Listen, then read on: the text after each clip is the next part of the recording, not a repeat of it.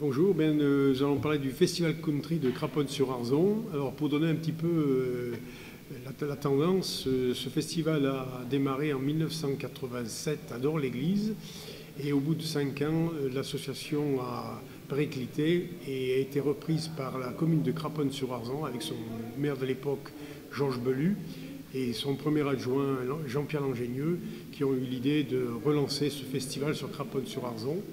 Donc nous sommes à la 37e édition cette année. Nous avons la chance d'avoir une très forte équipe de bénévoles au nombre de 200 personnes, plus tous nos institutionnels qui nous soutiennent, avec la région, le département, la com d'agglomération et la commune de Craponne qui participent financièrement sous forme de subvention à la vie de l'association. Nous avons aussi énormément de mécènes, plus de 80, qui nous aident aussi à financer l'opération avec un budget de 250 000 €.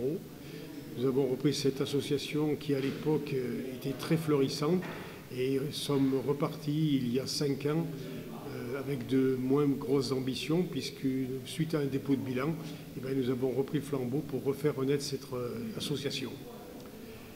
Que vous dire de plus au niveau des statistiques, on s'aperçoit que la musique country en France renaît.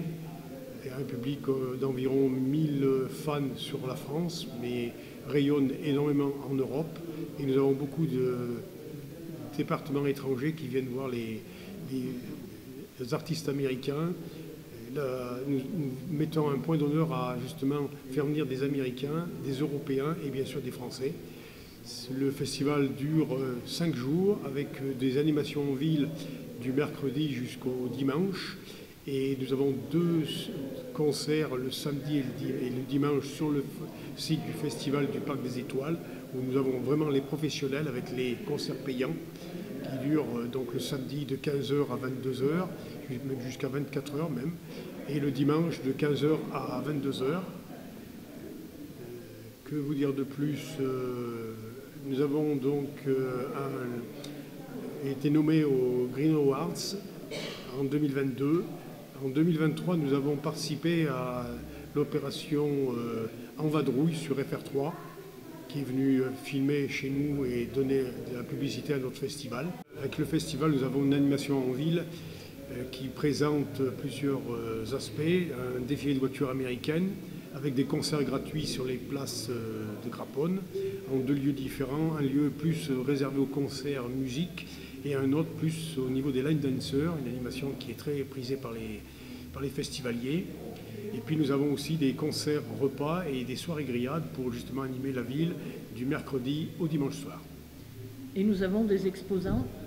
Oui, pour compléter, nous avons donc sur le site, nous avons en ce moment une trentaine d'exposants qui se décomposent en 2 styles. Il y aura donc des exposants alimentaires qui vous proposeront des spécialités et des non alimentaires qui vous proposeront diverses choses liées au country. On aura un traiteur en ville le samedi et le dimanche à midi. Et tout ceci en collaboration avec tous nos commerçants, bars, restaurants, traiteurs, enfin tout ensemble.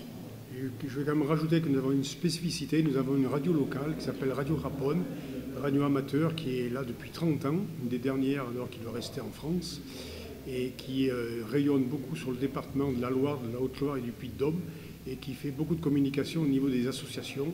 C'est un réel outil et je veux saluer son président, Jean-Pierre Langenieux, qui a fait vivre cette radio jusqu'à maintenant. Donc pour redire les contacts, nous avons le mail festivaldecraponne-sur-arzon@gmail.com et on peut aussi faire profiter nos festivaliers du train touristique qui circule bien à cette période. Voilà. On a fait le tour.